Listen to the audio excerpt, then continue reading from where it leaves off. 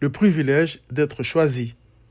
La joie et l'assurance de certaines personnes qui se sont convaincues d'être des élus de Dieu alors qu'elles n'ont pas Christ poussent à réfléchir sur ce qui devrait caractériser les vrais enfants de Dieu, c'est-à-dire ceux qui ne se glorifient qu'en Christ et qui ne mettent point leur confiance en la chair.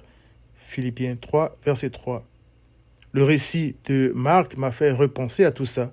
Il est écrit: Il, c'est-à-dire Christ, monta ensuite sur la montagne. Il appela ceux qu'il voulut, et ils vinrent auprès de lui. Il en établit 12 pour les avoir avec lui et pour les envoyer prêcher avec le pouvoir de chasser les démons. Marc 3, 13 à 15. Parlant des 70 envoyés de Christ, Luc dit: Les 70 revinrent avec joie, disant: Seigneur, les démons même nous sont soumis en ton nom. Jésus leur dit: Ne vous réjouissez pas de ce que les esprits vous sont soumis, mais réjouissez-vous de ce que vos noms sont écrits dans les cieux. Luc 10, 17 à 20. Le fait d'avoir été destiné à la vie éternelle, voir Acte 13, 48, d'avoir été appelé d'entre plusieurs nations et tribus, Apocalypse 4, verset 7, pour être déclaré juste à cause du sang de Christ, Romains 5, verset 9, et enfin glorifié en Christ, Romains 8, verset 30, n'est-il pas l'unique source du vrai bonheur?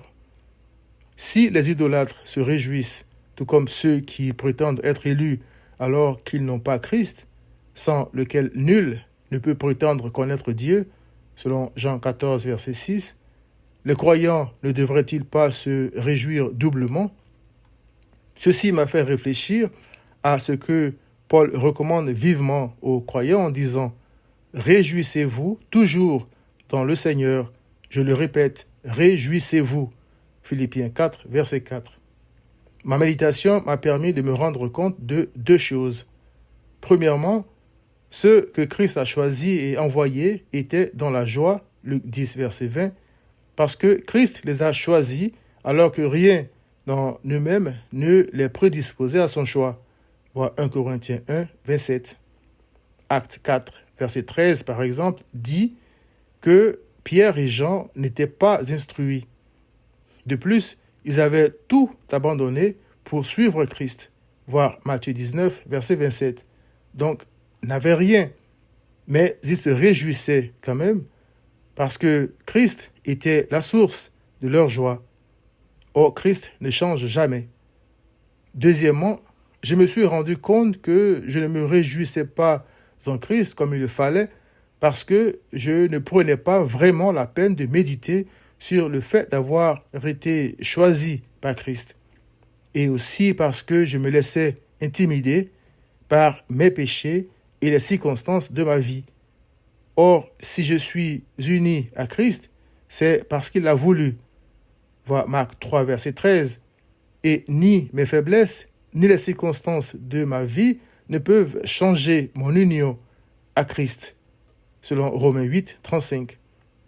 Comprendre donc que ma vie sur terre n'est qu'une transition, qu'une vie abondante m'attend en Christ après celle-ci, que Christ a voulu que j'y ai droit, moi, devrait me pousser à me réjouir de sa bonté envers moi, même si je dois encore souffrir pour un peu de temps sur terre. Paul a dit: J'estime que les souffrances du temps présent ne sauraient être comparées à la gloire à venir qui sera révélée pour nous. Romains 8, 18. Pour nous, c'est-à-dire ceux qui rendent à Dieu leur culte par l'Esprit de Dieu et qui ne se glorifient ou ne se réjouissent qu'en Christ. Philippiens 3, 3. Viens à Christ.